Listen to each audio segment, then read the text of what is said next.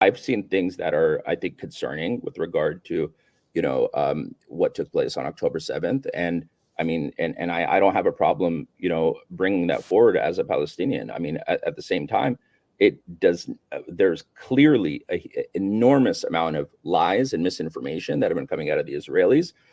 We all remember the lie about, babies being beheaded and all these nonsense And that's what I'm talking about. allegations. That's been proven Absolutely. Yeah. false. Yeah.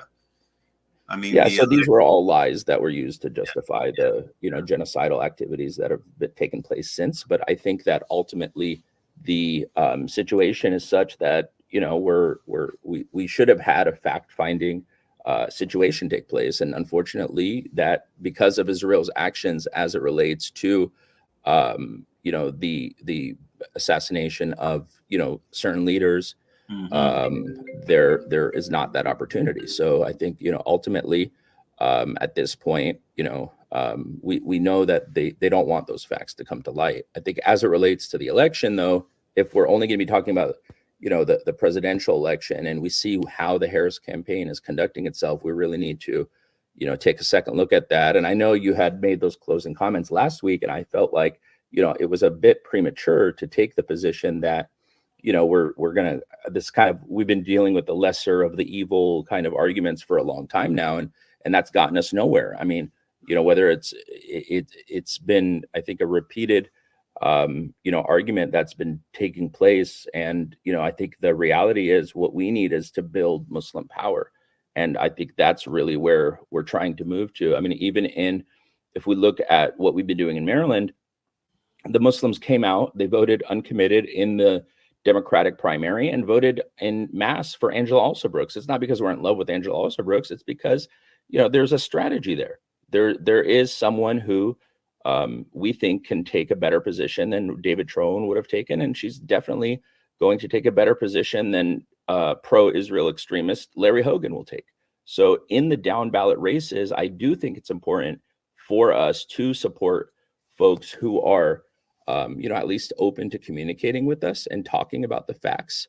But, at the same time, I think that at the presidential level, it's sort of, beyond that. And unfortunately, as much as I wish we could have, came together in sort of a coalition to support Kamala Harris against Donald Trump, because Donald Trump is a clear and present danger.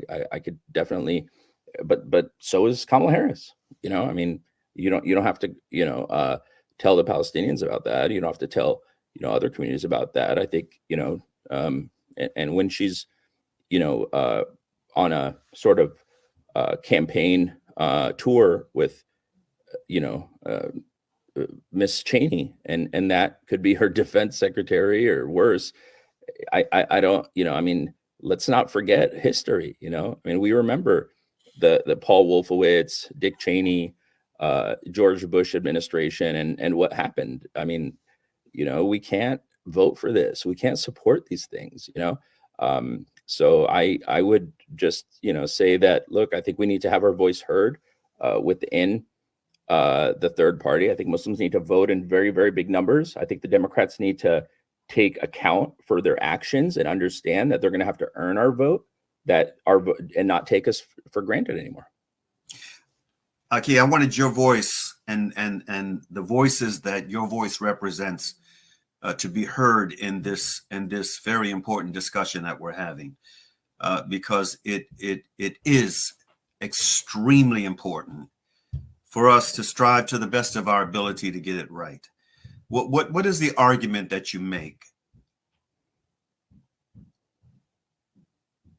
in light of the fact that there's no way for Jill Stein and Bush Ware, or my good friend who I would have voted for had Biden remained in the running, Dr. Cornel West, or any other independent. There's no way for them to win. That this election is going to come down between Kamala Harris and Donald Trump. Look, I think argument. Okay, go ahead. Oh, sorry. What I was going to say is I think we need to prioritize voting. We need to prioritize down ballot races. Absolutely. Leaders like, Angela Alsobrooks in Maryland have a direct impact on policies affecting our everyday lives. I think we need to impact Congress. I think that, we need to be a community that's committed to civil rights, committed to social justice, committed to uplifting folks. I think that the Muslims are, people of good faith who want to be good neighbors and good, have values in our civic engagement. And I think that we need to think about a long-term strategy. And the support for Jill Stein is, number one, to make sure that people vote in large numbers and are enthusiastic about voting for a candidate who aligns with our values and is against, funding genocide, is against engaging in more wars, is for protecting the environment, and that we're wanting to make sure that people come out and have a reason to vote. I think one of the biggest challenges that we have in Maryland, for example, for a long time has been that we don't have anybody to vote for. I mean, people want to vote, but they look at the candidates, they look at the candidates that the Democratic Party has been, has put up, and they're unenthusiastic. I think Wes Moore was a better option for us. He really engaged the Muslim community, in his run for governor. The Republicans have been a disaster, I think, at every turn in Maryland. So, I mean, I'd love to see better Republicans as well. I mean, it's not just like, we want, only Democrats, but we haven't really seen that. So I think it's just at this point, making sure that we have a high voter turnout. That's why we care about, making sure that we vote for Jill Stein. And also that we, vote in down ballot races so that our voice is heard. But, I don't see any option with regard to voting for Kamala Harris. Okay. And that's where you and I, unfortunately, we disagree, but we disagree as brothers. Subhanallah, my own view has been and continues to be the person who is most responsible for what we're seeing today in Gaza and now in Lebanon as well is Joe Biden, the president of the United States. He is the commander in chief. He is the one that has the power to stop weapons from going. He is the one that has the power to demand a ceasefire. And if that ceasefire is not implemented, to impose consequences. Harris doesn't have that power as vice president. All she has is the power of the tongue.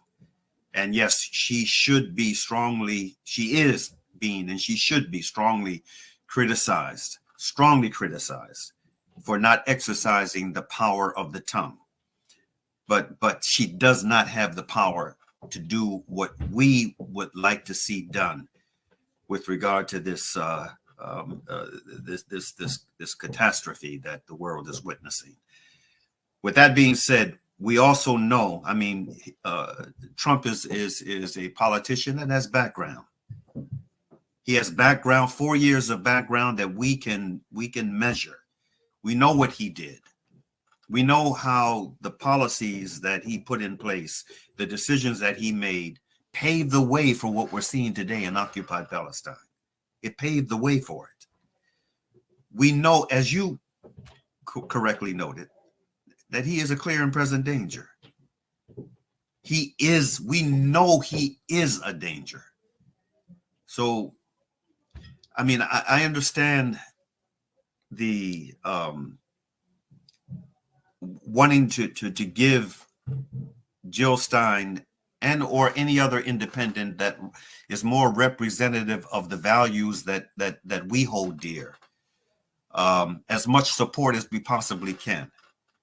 But it's difficult. It's been very difficult for me to embrace the thought of punishing Harris at the expense of rewarding Donald Trump and seeing another 4 years of this man in the Oval Office, far more dangerous than he was those first 4 years.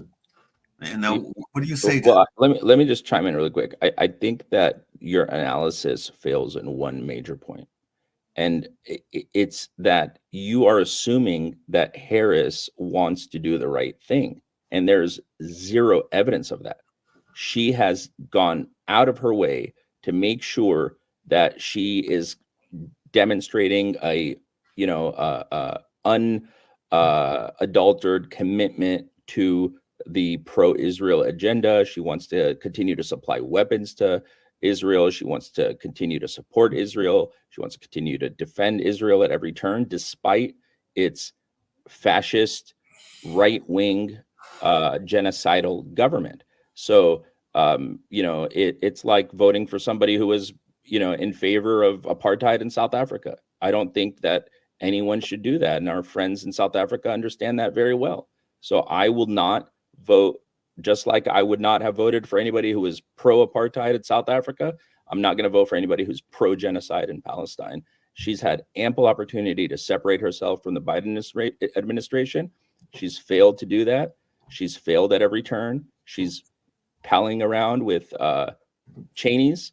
She's sending war criminal and sexual predator Bill Clinton to lecture us on our religion. So I would say that she has not earned our vote. And just like we won't vote for apartheid, we won't vote for genocide, and we cannot compromise on this issue. Not this time. We are here in the middle of a Zahra neighborhood. The whole neighborhood is already destroyed. More than 17 towers are down.